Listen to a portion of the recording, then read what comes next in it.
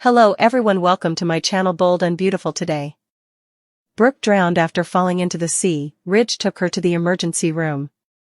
Brooke, reaching impulsively for a fluttering silk scarf caught by a sudden, mischievous gust of wind, lost her precarious balance on the polished teak deck of the sleek yacht, her gasp swallowed by the salty air before her body followed the scarf's trajectory in a horrifyingly silent arc over the gleaming railing, plunging into the deceptive embrace of the deep azure water below with a sharp, chilling splash that seemed to echo with finality in Ridge's ears, freezing his blood mid-beat as he stood only feet away, locked in conversation that now felt like a lifetime ago. Time didn't merely slow, it fractured, each splintered second stretching into an agonizing eternity as he registered the empty space where she had been, the vibrant blue of her sundress replaced by the churning, indifferent blue of the sea, his heart hammering against his ribs like a frantic prisoner seeking escape, a raw, guttural cry tearing from his throat, "Brooke!"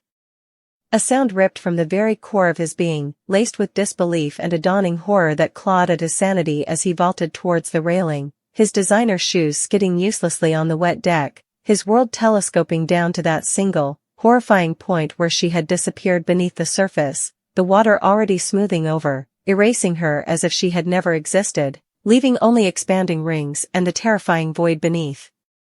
He didn't think, didn't pause to shed shoes or watch. Instinct, a white-hot wire of pure adrenaline and desperate love fused with years of tumultuous history, propelled him over the side in a reckless dive that cleaved the water like a blade, the shocking, icy embrace of the sea momentarily stealing his breath as he plunged downwards, eyes wide and stinging with salt, frantically scanning the distorted, sun-dappled gloom, the peaceful underwater world now a labyrinth of terrifying possibilities and crushing pressure. His lungs already burning with the need for air, he denied them, kicking furiously deeper, his hands clawing through the water, searching, the silence beneath the surface an oppressive weight amplifying the frantic drumming of his own pulse in his ears, each passing second an eternity of failure, the image of her face, laughing, loving, arguing, living, flashing before him, fueling a terror deeper than any ocean trench. Then, a flicker of movement, a pale blur against the deepening blue, her hair, fanned out like dark seaweed, her body limp, drifting deeper, a discarded doll in the vastness, her vibrant blue dress now a shroud dragging her down. The sight ignited a fresh surge of panic, a supernova of fear exploding within him as he kicked harder, muscles screaming, lungs screaming louder, stretching every sinew to reach her, his fingers finally brushing the cool fabric of her sleeve, then closing with iron strength around her upper arm, pulling her inert form towards him, her head lolling back, eyes closed, lips parted slightly, frighteningly still, no stream of bubbles escaping, a vision of death that threatened to shatter him. He wrapped his other arm around her waist, anchoring her against him, her weight leaden and terrifying, and kicked upwards with every ounce of strength left in his exhausted body, fighting not just gravity and water resistance but the suffocating terror that she was already gone. The surface shimmering tantalizingly far above, a cruel mirage that seemed to recede with every stroke. Breaking through into the chaotic noise of the world above was a cacophony, shouts from the yacht, the slap of waves against the hull, his own ragged, desperate gasps tearing at his throat, but it was the terrifying stillness of Brooke in his arms that dominated, her head resting heavily against his shoulder, her skin frighteningly pale and cold to the touch even in the warm Mediterranean sun. "Brooke! Brooke, breathe. Look at me. Please," he choked out, his voice raw and broken, treading water fiercely, one arm locked around her torso, the other frantically sweeping the wet hair from her face, his thumb brushing her icy cheek, searching for any flicker of life, any sign of breath, any tremor beneath her skin, his own breaths coming in ragged, panicked sobs that mirrored the waves lapping around them. "Don't you do this. Don't you dare leave me. Breathe. Breathe."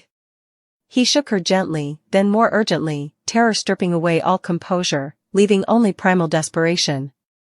Seeing no response, no cough, no flutter of eyelids, he tilted her head back, pinched her nose shut with trembling fingers, sealed his mouth over hers, and forced his own breath into her, a desperate transfer of life, tasting salt and the terrifying absence of her, repeating the action with agonizing slowness, counting precious seconds between breaths, each failure to see her chest rise a fresh dagger to his heart, his tears mingling with the seawater on his face as he pleaded incoherently. Between breaths, promises, threats, prayers tumbling out in a torrent of anguish. Help arrived in the form of a crew member lowering a lifebuoy and scrambling down a ladder, but Ridge barely registered him, his entire being focused on Brooke, on forcing air into her lungs, on refusing to let the sea win, his arms trembling with exhaustion and fear as they maneuvered her limp body towards the ladder. Hauling her upwards with the crewman's help was a Herculean effort, every inch a battle against dead weight and despair, her limbs dragging like anchors, her head rolling limply, the scrape of the ladder against her skin a sound that would haunt him. On deck, the scene was chaos, shouting, towels, blankets, but Ridge saw none of it clearly, his vision narrowed to Brooke's lifeless form laid out on the hard, sun-warmed deck, the vibrant blue of her dress now a sodden, dark shroud. He fell to his knees beside her, shoving aside a well-meaning hand, his own hands immediately resuming CPR, the rhythmic compressions on her sternum jarringly violent against her stillness, his breath still forced into her lungs between counts, his countdowns punctuated by ragged pleas, "Come on, Brooke. Fight. Fight for me." His voice cracking, the pressure on her chest feeling like he was breaking her fragile ribs, breaking his own heart with each downward thrust. Finally, after an eternity that compressed lifetimes into minutes, a violent shudder racked her body, followed by a guttural, choking cough that expelled a torrent of seawater onto the deck, a sound simultaneously horrifying and the most beautiful Ridge had ever heard. A relieved Ridge cancels their engagement after Taylor pulls a Brooke stunt? Taylor Hayes is concerned about what Brooke Logan will do next. Nick Marone paid Taylor Hayes a visit on the Bold and the Beautiful last week. While they were in Italy, he made fun of Taylor by implying that Brooke Logan might move in with Ridge Forrester. Although Taylor initially pretends she is unconcerned with Brooke's tactics, it is clear that she is extremely uneasy about her rival and Ridge. She claims to be sure Ridge won't change her mind, but Nick can tell she doesn't think so. So, last week on Bold and the Beautiful, Taylor finally breaks out of her stoic demeanor and gives Nick a plan. Taylor desires for Brooke to find herself in Marone's embrace. Next week, while Ridge is in Italy with Brooke and Eric Forrester, Taylor and Nick plan to protect Ridge and Taylor's romance. Ridge Forrester hears the forecasts of Eric Forrester.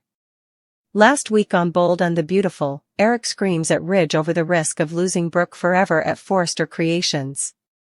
Even though he loves Taylor, Eric still thinks Brooke is his son's real love. Ridge completely defies his father. As far as Ridge is concerned, he keeps on talking about how he is dedicated to Taylor. Ridge has to consider his other family members even if he is inclined to return to Brooke. It would break Steffi Forrester's heart.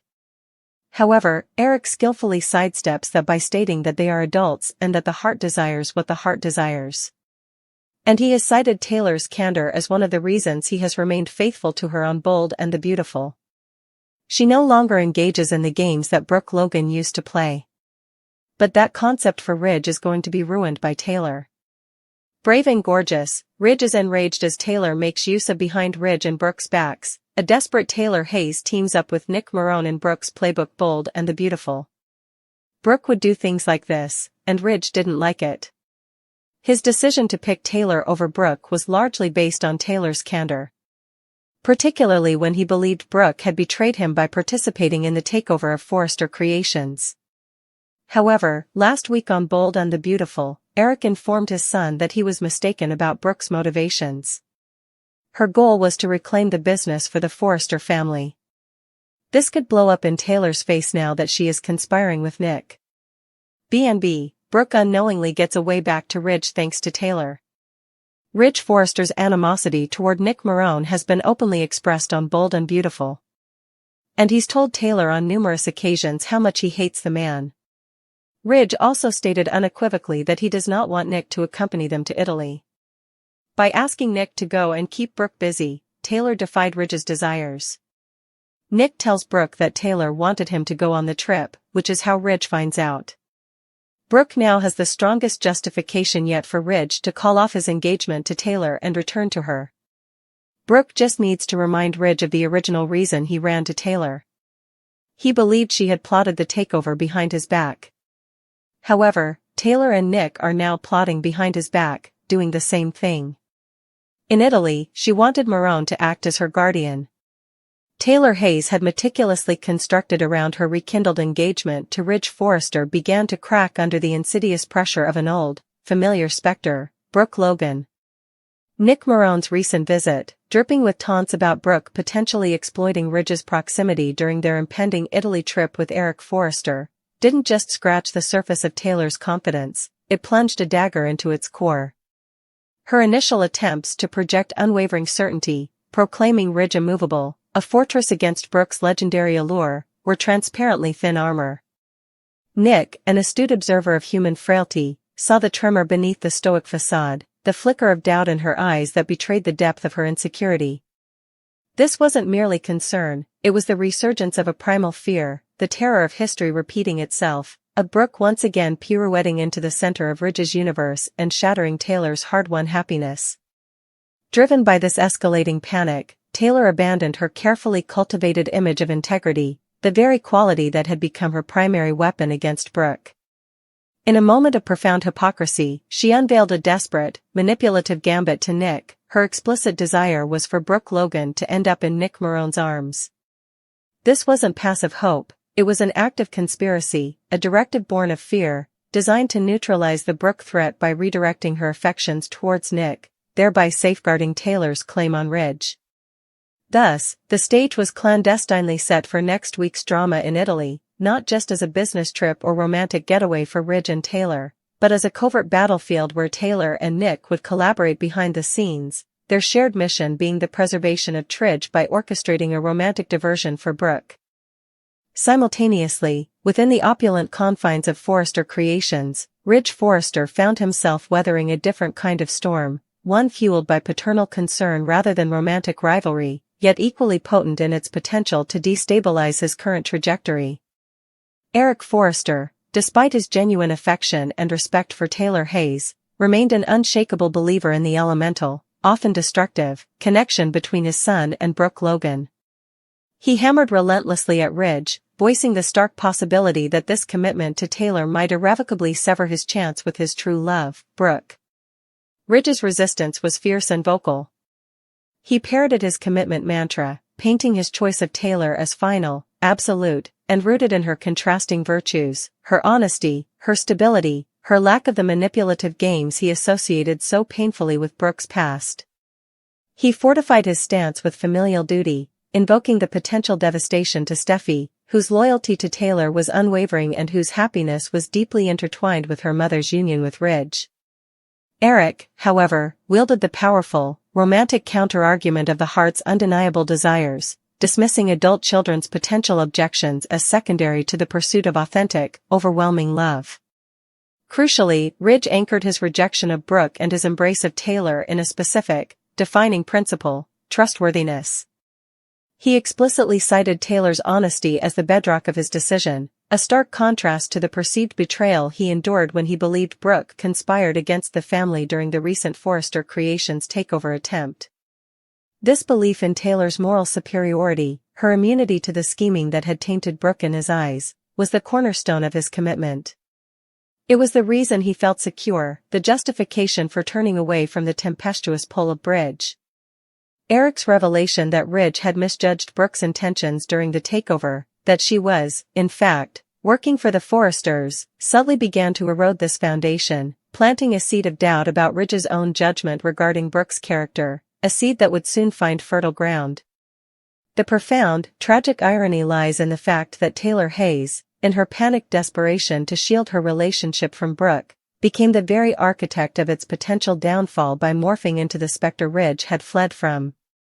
The honest Taylor, the woman whose perceived integrity formed the bedrock of Ridge's rejection of Brooke, made a catastrophic choice. She initiated a secret pact with Nick Marone. This clandestine maneuvering, this conspiracy hatched behind Ridge and Brooke's backs, was a direct page torn from Brooke Logan's historical playbook, the very playbook Ridge had condemned and cited as his reason for choosing Taylor. The foundation Ridge had so heavily relied upon, Taylor's unwavering honesty, was instantly and irrevocably tarnished. Her actions weren't just a mistake, they were a fundamental betrayal of the core principle upon which Ridge had built his new life with her. Eric's earlier exoneration of Brooke's takeover motives now resonated with cruel hindsight, while Brooke's actions were misinterpreted, Taylor's were deliberately deceptive. Her alliance with Nick wasn't merely ill-advised, it was a direct contradiction of the narrative Ridge had constructed to justify his commitment. The potential for this scheme to explode spectacularly in Taylor's face wasn't just high, it was inevitable, as her plan hinged on manipulating individuals known for their volatility and unpredictability, particularly Ridge himself. The critical, self-inflicted wound Taylor delivered to her own relationship stemmed from her catastrophic misjudgment regarding Nick Marone's place in Ridge's world. Ridge Forrester's visceral, undisguised hatred for Nick Marone was no secret, it was a well-documented, frequently vocalized animosity that Taylor was intimately aware of.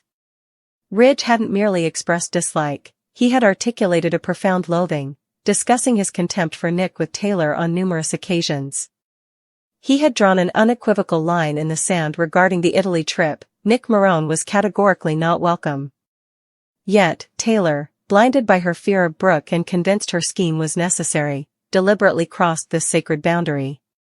She went behind Ridge's back and explicitly asked Nick to join the trip, tasking him with the sole objective of keeping Brooke occupied and away from Ridge. This wasn't just a betrayal of trust, it was a direct assault on Ridge's explicitly stated wishes and deepest antipathies. The mechanism for revelation was almost poetically simple. Nick, perhaps feeling used, perhaps seeking leverage with Brooke, or simply being his typically unpredictable self, spills the beans directly to Brooke. He reveals Taylor's orchestration, her plea for him to act as her watchdog and Brooke distractor in Italy. This single piece of information, delivered by the man Ridge despises to the woman he's trying to resist, becomes Brooke Logan's most potent weapon yet. All Brooke needs to do is hold up a mirror to Ridge's own recent history and rhetoric. She can, with devastating clarity, remind him of the precise reason he fled to Taylor's arms in the first place, his belief that Brooke had conspired behind his back during the company crisis.